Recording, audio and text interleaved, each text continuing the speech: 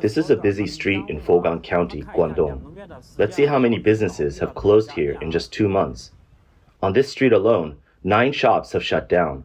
These include restaurants selling casseroles, beef noodles, seafood, and barbecue. Some shops have already posted signs for rent on their doors. China's economy is slowing down and consumers are cutting back on spending. This has led to a wave of restaurant closures. An experienced restaurant owner in Shanghai reported that within just 10 days, 7 restaurants on a single street in Pudong New Area closed down. The food and beverage industry is facing immense challenges this year. Some of these businesses were only operating for 6 months before shutting their doors. On social media, user commented that the worst is yet to come. How tough is the restaurant business this year? Let me tell you, today is Sunday, and our place isn't busy, so I went for a walk. Many well-known restaurants and chain stores have closed. This restaurant, famous for its pork belly chicken, had staff who used to come to my place for meals. Now it's shut down too. It had 40 to 50 branches in Zhengzhou and were doing well, but now they've suddenly closed. The owner who filmed this video then visited a shopping center. He said restaurants that used to be packed with customers are now struggling. The outdoor seating area used to be full, but now there are only 2 or 3 tables occupied. He feels that many restaurants have collapsed overnight, and this had made him very anxious. He doesn't know how long this downturn will last. A street vendor in Shijiazhuang City is facing the same situation. He said the street, once crowded with people, is now almost empty. Some days, fewer than 10 customers show up. More than half of the shops on the street have already closed, and those still open are barely holding on. He's worried he might not even be able to afford food this month. China's top cities like Beijing and Shanghai have always been at the forefront of consumer spending. The sharp drop in profits for restaurants in these cities show just how bad things are for the catering industry. Data shows that in the first half of this year, Beijing's large-scale catering businesses made a total profit of just 180 million yuan. That's a drop of 88.8% compared to last year, with a profit margin of just 0.37%. Meanwhile, similar businesses in Shanghai lost 770 million yuan, equivalent to $108 million. According to Chinese media reports, recent research found that in popular shopping districts and streets in cities like Guangzhou, Shanghai, Beijing, and Chengdu, many restaurants are closing down. The high vacancy rates are shocking. Even more worrying is that this wave of closures may have only just begun. Industry insiders say that most restaurants had poor performance in the first half of the year. If peak season sales don't meet expectations, many more restaurants are likely to close. By June 30th, nearly 1.06 million restaurants had closed in the first half of this year. For comparison, 1.359 million restaurants shut down during the whole of 2023. If the trend continues this year, the total number of closures would exceed 2 million by the end of the year. Reports suggest that restaurants industry performance this year took everyone by surprise. The market declined by 30 to 35% without any warning. Some categories saw drops of over 50%. Even fast food, which is considered essential, declined by more than 25%. China's top restaurant chains haven't escaped this downturn. Financial reports from major food companies like Jiwei Food, Huangshan Huang, and Zhou Heya shows that all 3 companies saw revenue decline in the first half of the year. Together, the 3 companies have reduced their number of stores by over 1,700 compared the end of last year. Falling sales and unsold products have also become common challenges for major braised food companies. On August 31st, Jiwei Food released its half-year report. It showed an operating income of 3.34 billion yuan, down by 9.73% year-on-year. However, its net profit was 296 million yuan, a 22.2% increase compared to last year. The report says Jiwei's revenue decline was mainly due to a drop in product sales. By the end of the reporting period, Jiwei had 14,969 stores in mainland China, down from 15,950 at the end of 2023. That's a drop of nearly 1,000 stores in just 6 months. According to Jiemian News, Juewei's rapid expansion in recent years didn't lead to higher profits. From 2019 to 2023, Juewei's net profits fluctuated between 801 million yuan, 701 million yuan, 981 million yuan, 235 million yuan, and 344 million yuan. The 2023 figures still haven't returned to pre-pandemic levels. Still, compared to other listed braised food companies, Juewei's performance is relatively strong.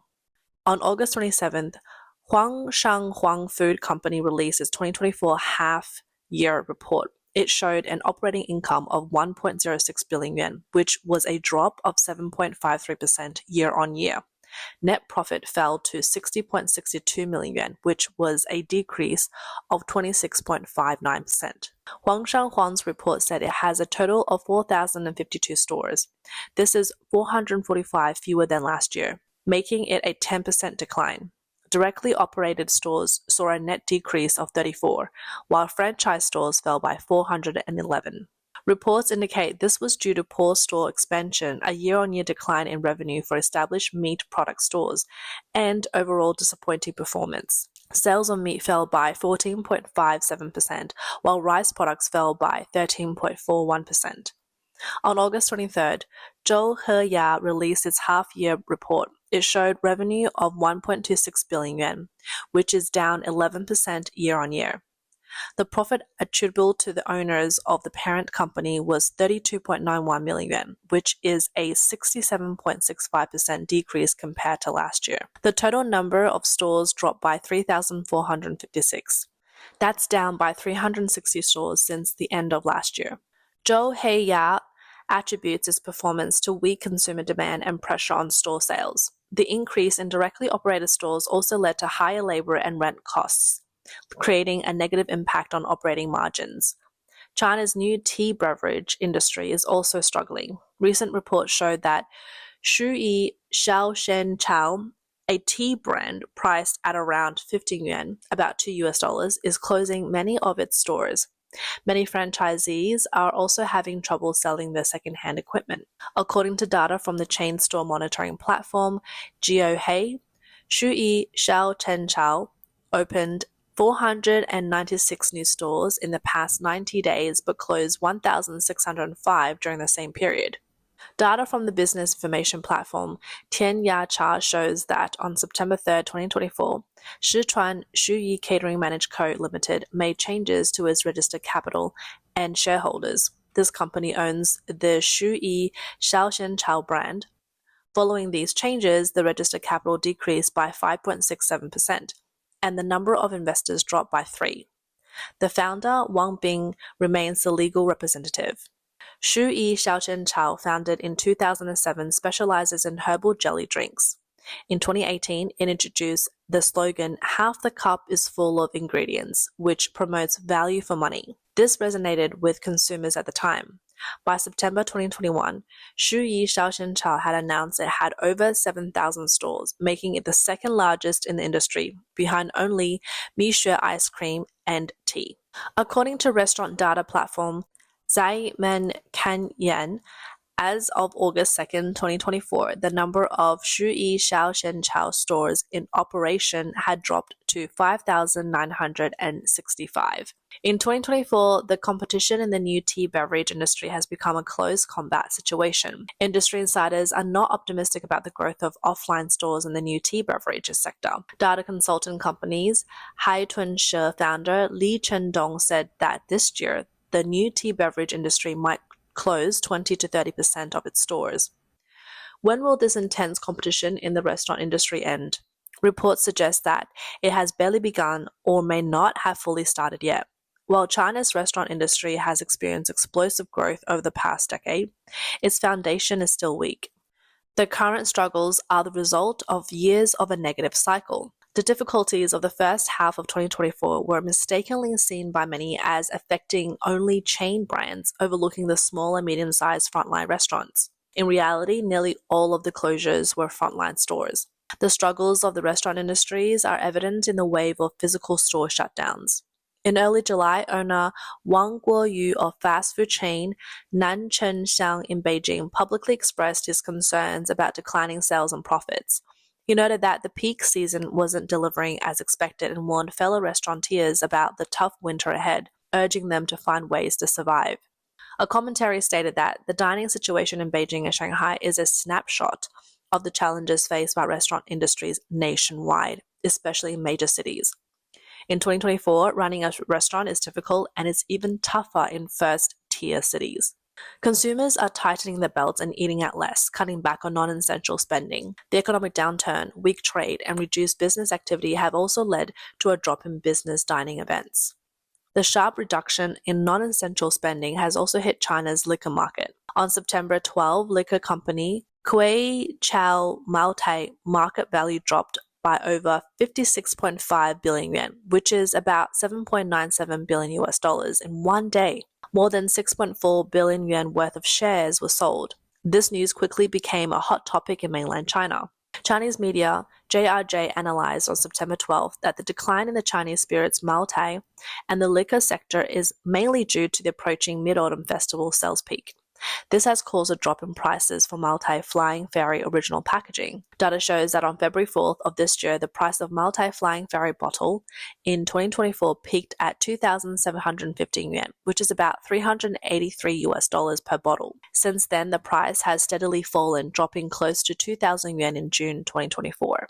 Since the start of this year, Kwei Chow Moutai stock price has been steadily declining. By September 12th, it had dropped over 21% and its market value fell below 1.7 trillion yuan, drifting further away from its former title as the king of A shares. Moutai market value loss has affected the entire liquor sector, with shares of Shanxi, Fenju, Gujing Gongwine, and Luzhou Laojiao all dropping by more than 3%. As of September 6, Luzhou Laojiao's market value was around 160 billion yuan, down nearly 300 billion yuan over the past 3 years. Luzhou Laojiao is a well-known Chinese liquor brand, often called the originator of strong flavored liquor and a legend in the liquor industry. Its flagship product, National Cellar 1573, is seen as a living heritage brew and a standard for Chinese liquor appreciation. However, in 2024, Luzhou Laojiao was one of the hardest hit major liquor companies. Chinese media Kang Kai-jing reported that Luzhou Laojiao's stock price has dropped over 36% this year, much more than Moutai, Wu Liangye, and Fenzhou. On September 5th, its stock hit a new low for the year. Its market value has fallen from over 450 billion yuan 3 years ago to around 160 billion yuan today. The main reason for this decline is a significant slowdown in performance. According to the report, in the first half of 2024, Luzhou Laojiao's net profit grew by 13.22% year-on-year, which seems positive on the surface. However, its growth rate has slowed significantly over the past few years, disappointing investors who expected continued high growth.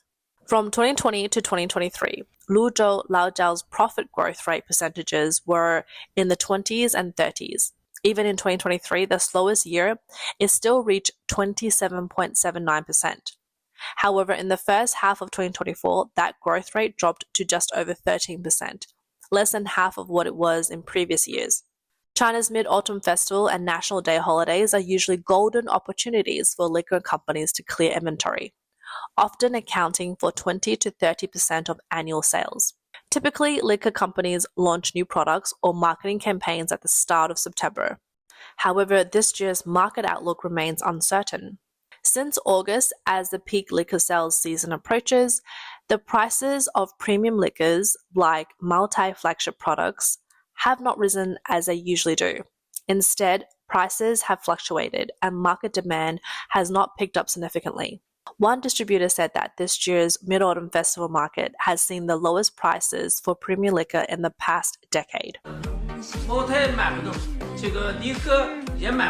On one hand, sales are sluggish. On the other, liquor companies are facing high inventory levels. The China Alcoholic Drinks Association 2024 Media White Liquor Market Report shows that over 60% of distributors and retailers reported increased inventory in the first half of 2024 compared to the same period last year. Over 30% are facing cash flow pressure.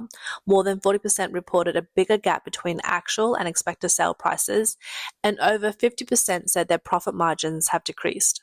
Many analysts believe the core issue in the liquor industry is weak consumer purchasing power. As the supply of premium liquor continues to grow, its scarcity decreases. If demand fails to catch up, prices will face even greater pressure. The overall liquor market in China is shrinking. In 2023, China's total liquor production was 6.29 million tons, only 46.31% of what it was in 2016. From 2019 to 2023, production dropped by about 20%. Meanwhile, the total inventory of 20 listed liquor companies on the A-share market reached 132.8 billion yuan in 2022 and 149.1 billion yuan in 2023, up from just 90.6 billion yuan in 2019. Analysts suggest that the decline in production along with rising inventory indicates the actual market consumption is falling even faster than production. Some online commentators say Maltai isn't something people buy for themselves. With income dropping, fewer people are buying Maltai. The restaurant industry and the liquor market are just snapshots of the broader economic situation. The challenges may last longer than many expect. Official data from China also shows signs of weak economic growth in the second half of the year. According to the National Bureau of Statistics, the Consumer Price Index, CPI, rose by 0.6% in August compared to last year. This is slightly up from July's 0.5%, but below the 0.7% forecast by Reuters economist. The increase mainly came from bad weather, driving up food prices, not from a rebound in domestic demand. Excluding the more volatile food and energy cost, more CPI rose by just 0.3%. This is the lowest level since March 2021, indicating that overall demand remains weak. At the same time, the Producer Price Index PPI fell by 1.8% year-on-year, compared to 0.8% drop in July. Analysts had expected a 1.4% decline, so this continues the downward trend that began in late 2022. Greater China economist at Societe Generale SA Michelle Lam said that the deflationary pressure in China is getting more entrenched, and this may well fuel a downward price wedge spiral which will require more radical policy response. The data suggests that although Chinese authorities are known to cover up the real figures, the official data still paints a bleak picture. China's real estate market is in a prolonged slump with high unemployment, mounting local government debt, and escalating trade tensions. As a result, China's economy has stumbled into the second half of the year, complicating economic policy making in Beijing. This summer, everything from deadly food to extreme heat wave have pushed up agricultural prices, accelerating inflation. According to Chinese state media, various natural disasters affect 1.456 million hectares of crops in August alone, resulting in direct economic losses of 42.48 billion yuan, which is about $6 billion US dollars. Food prices in August rose by 2.8% year-on-year, the same as in July. Non-food inflation was 0.2%, down from 0.7% in July. China's slowing economy has prompted global brokerage firms to lower their 2024 growth forecast for China, putting them below the government's target of around 5%. According to Reuters, credit insurance companies co-face North Asia economist Jun Yu Tan said that the rebound was softer than expected and did little to ease deflation concerns. Much of the improvement has been food reflation, which is susceptible to fluctuating weather conditions and capacity changes. Tan also said that the ongoing deflationary pressures boil down into a broader problem of production surplus, which is still outstripping demand. An assistant economist at Capital Economics, Gabriel N., said increased fiscal spending will drive an uptick in domestic demand over the coming months, but government policy is still too skewed towards investment, and so increased fiscal spending may ultimately exacerbate the overcapacity problem.